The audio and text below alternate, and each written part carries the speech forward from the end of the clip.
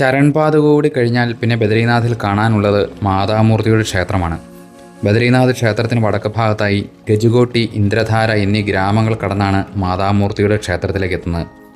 വളരെ മനോഹരമായ കാഴ്ചകളാണ് ഈ ഭാഗത്ത് നമുക്ക് കാണാൻ കഴിയുക.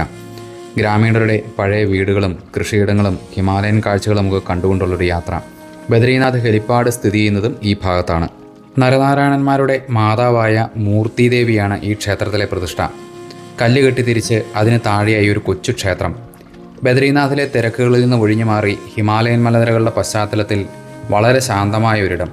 പക്ഷേ ഇവിടെ നിത്യപൂജയൊന്നും പതിവില്ല.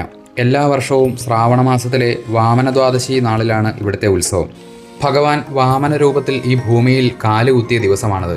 അന്ന് ബദരീനാഥൻ തൻ്റെ മാതാവിനെ കാണാനായി ഇങ്ങോട്ടേക്ക് എഴുന്നള്ളും. മറ്റൊരു പ്രത്യേകത, ഭഗവാന്റെ പ്രതിനിധിയായി ഉദ്ധവരെയാണ് ഇങ്ങോട്ടേക്ക് അന്ന് അയക്കുക. അന്ന് മൂർത്തിദേവിക്കൊപ്പം ഉദ്ധവർക്ക് റാവൽജിയുടെ കാർമ്മികത്വത്തിൽ ഒരു പൂജയും ഉണ്ടാവും. ഭഗവാൻ തപസ്സിലായതുകൊണ്ട് തൻ്റെ എല്ലാ കാര്യങ്ങളും നോക്കാൻ ഉദ്ധവരെയാണ് ഏൽപ്പിച്ചിരിക്കുന്നത്.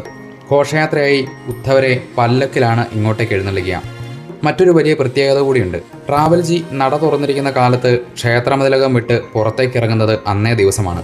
കുതിരപ്പുറത്താണ് റാവൽജിയെ അന്ന് കൊണ്ടുവരുന്നതും. ഇവിടെ മൂർത്തിദേവിയുടെ സംരക്ഷണത്തിനായി ഭൈരവനാഥൻ്റെ ഒരു ക്ഷേത്രം കൂടിയുണ്ട്.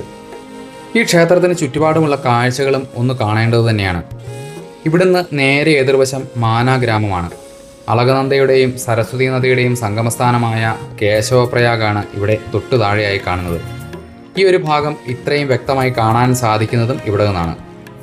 ഇവിടെ നിന്നും താഴെയുള്ള ആർമി ക്യാമ്പിന് മുൻപിൽ കൂടിയുള്ള ഇരുമ്പ് പാലം കടന്നാൽ നേരെ മാനാ ഗ്രാമത്തിലേക്കും അവിടെ നിന്നും വസുധാരയിലേക്കുമൊക്കെ എത്തിച്ചേരുകയും ചെയ്യാം. ബദരീനാഥിൽ ചെന്നാൽ മറക്കാതെ കാണേണ്ട ഒരു സ്ഥലം കൂടിയാണ് മാതാമൂർത്തിയുടെ ക്ഷേത്രം. ബദരീനാഥിൽ ചെന്നാൽ സാധാരണയായി ആളുകൾ ബദരീനാഥ് ക്ഷേത്രവും മാനാ ഗ്രാമവും ഒക്കെ സന്ദർശിച്ച് മടങ്ങുകയാണ് പതിവ്. എന്നാൽ അതിനുമപ്പുറം ഒരുപാട് കാഴ്ചകൾ ബദരി ക്ഷേത്രത്തിന് ചുറ്റുമായുണ്ട്. കഴിഞ്ഞ കുറച്ച് റീലുകളിലായി നമ്മൾ കണ്ട ഈ കാഴ്ചകളെല്ലാം വളരെ വിശദമായ രീതിയിൽ നമ്മുടെ ചാനലിൽ ബദരീനാഥിലെ കാണാ കാഴ്ചകൾ എന്ന പേരിൽ അപ്ലോഡ് ചെയ്തിട്ടുമുണ്ട്.